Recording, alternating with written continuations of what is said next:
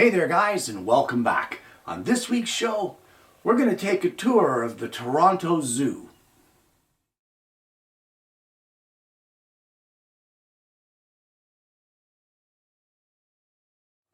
Now, quite some time ago on the show, at the height of the pandemic, the Toronto Zoo had an event where you could pay to drive your vehicle through the zoo and do a drive-through tour. And I brought you guys videos from that because I thought it would be fun. And it was a great way to promote Toronto Zoo as well as showing you guys something that you may not get the chance to see. And on the success of the Toronto Ripley's Aquarium video, I decided that we would take the afternoon of that day and while we were in Toronto anyway, and we would travel to the Toronto Zoo. And I thought, why not? Bring a tour of this where I'm not sitting in a vehicle, where we're walking around and checking out the animals. So just a quick little tour of the zoo today, guys. So without further ado, let's check out the animals. Well, this video was actually filmed over a 2-day period. One of the days I had my granddaughter with me, and the other day she was not with us, and it was just extremely hot. Now, going on an extremely hot day makes it so that the animals are less than active, and honestly, if you're going to visit the Toronto Zoo, I would strongly suggest that you choose a day that the temperatures are a little more mild. It makes the animals much more active, and you get to see a lot more of what the zoo has to offer. We were able to make the 2-day trip because my wife and I have a membership to the Toronto Zoo. We are no strangers to the organization, as when my children were young, we had a membership which allows unlimited visits per year. And we always had one when my children were young, and we would take them to the zoo on a regular basis. And now that my granddaughter is with us, we again have ourselves a membership, and we take her on a regular basis, 1, sometimes 2 days a week, and she absolutely loves it there. Now, the original concept for the Toronto Zoo came to replace the Riverdale Zoo, which ran from 1887 until 1973. And of course, back then, things were a little different, and all of the animals, lions, the tigers, the bears, any kind of animal that they had were completely in small cages. That's the only way that you could see them.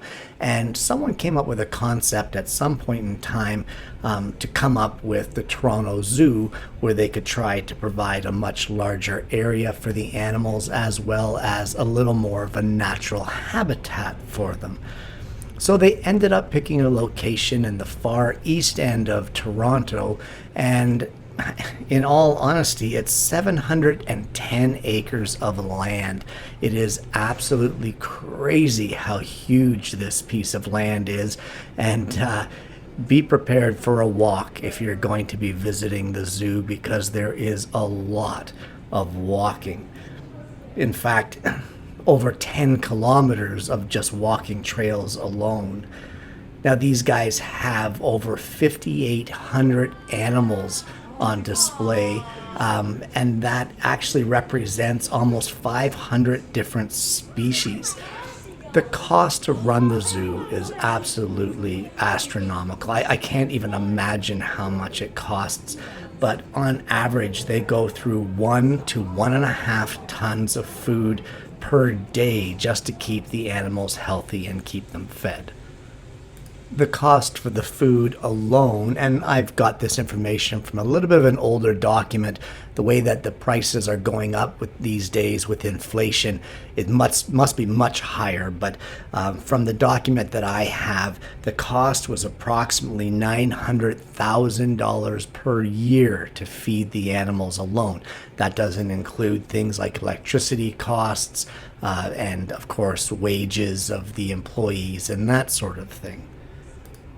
Now, the zoo is owned and run by the City of Toronto, and once council actually passed the entire concept of building the zoo and they had their land picked out and that sort of thing, It cost a whopping $22 million to build this zoo. They started construction in the fall of 1970, and it didn't open until almost 4 years later, with opening day being August 15th of 1974. So during the construction of the zoo, they moved an incredible 562,000 cubic yards of earth. They shifted that much earth to get the different landscapes and build the different terrains.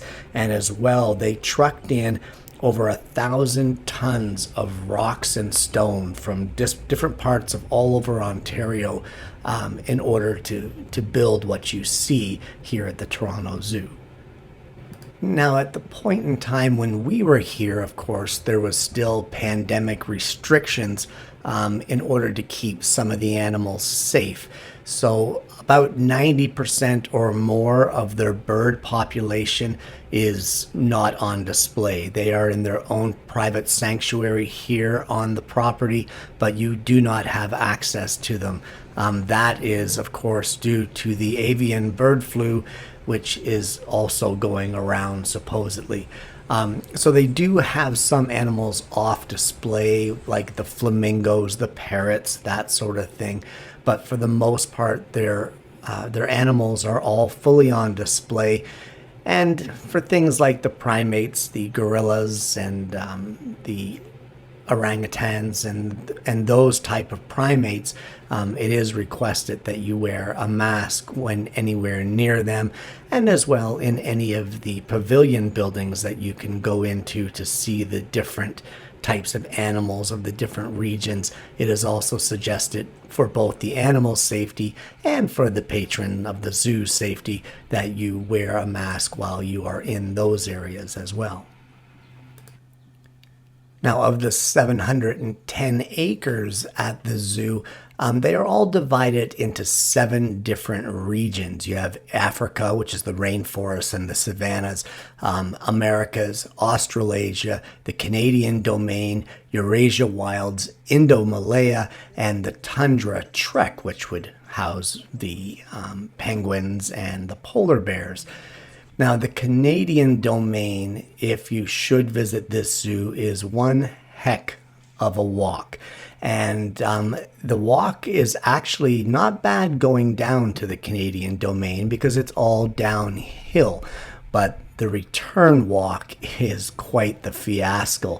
And I would warn you that if you are going to visit the Toronto Zoo and you are going to visit the Toronto domain, the Canadian domain, that you will make sure that you're prepared for a very long uphill walk.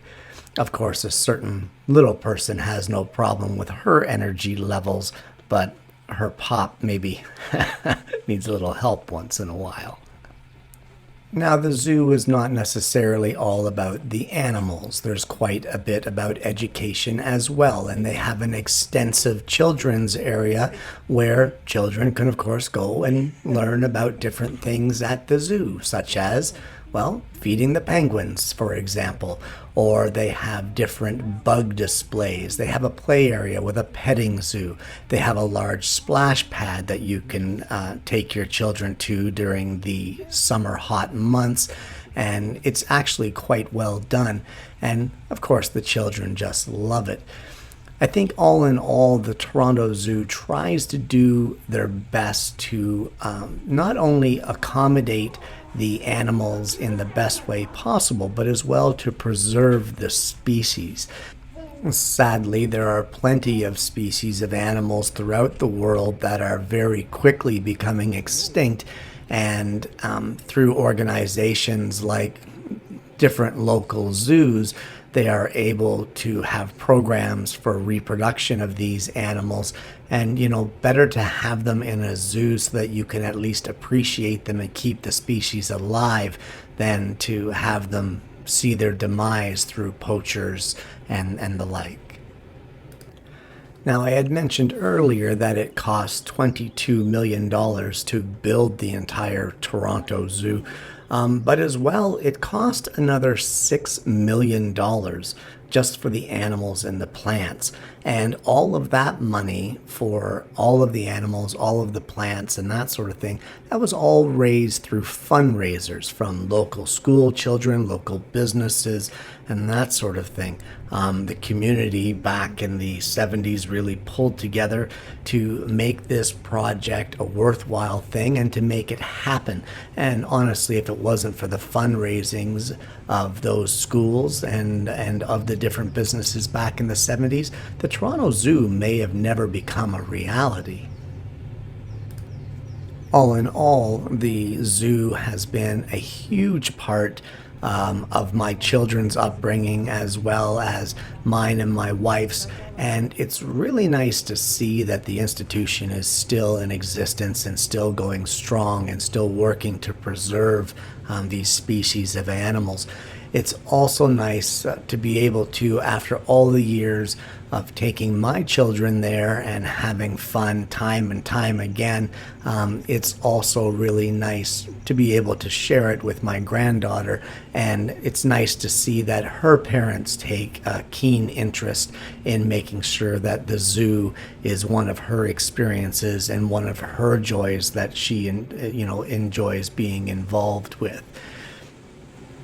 If you live in or around or close to the Toronto area and you have the opportunity to come and visit the Toronto Zoo, or if you live close enough that you would be able to come more than once, as I said, the membership may be something that you want to look into.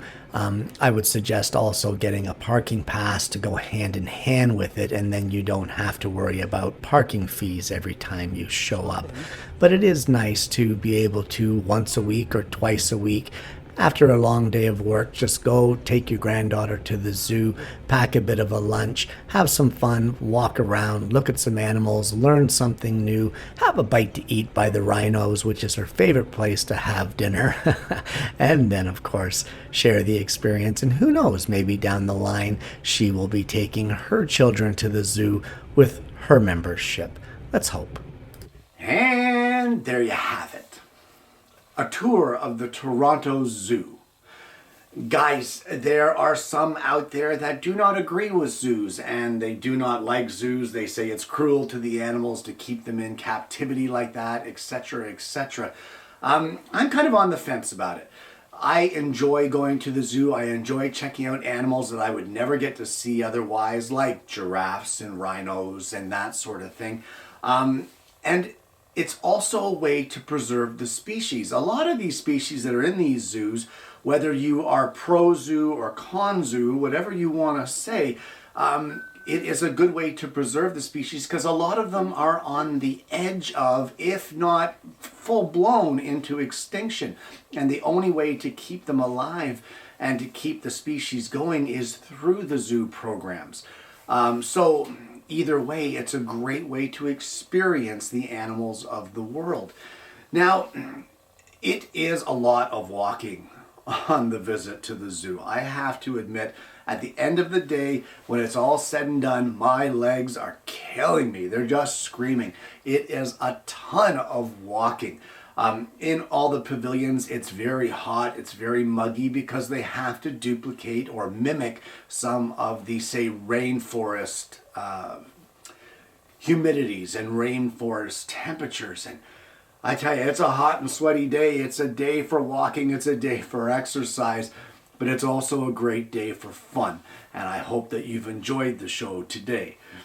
Guys, I want to thank you so much for tuning in. If you haven't already, why not consider liking and subscribing to the channel? You click the bell, then you won't miss the notifications of future episodes of the show.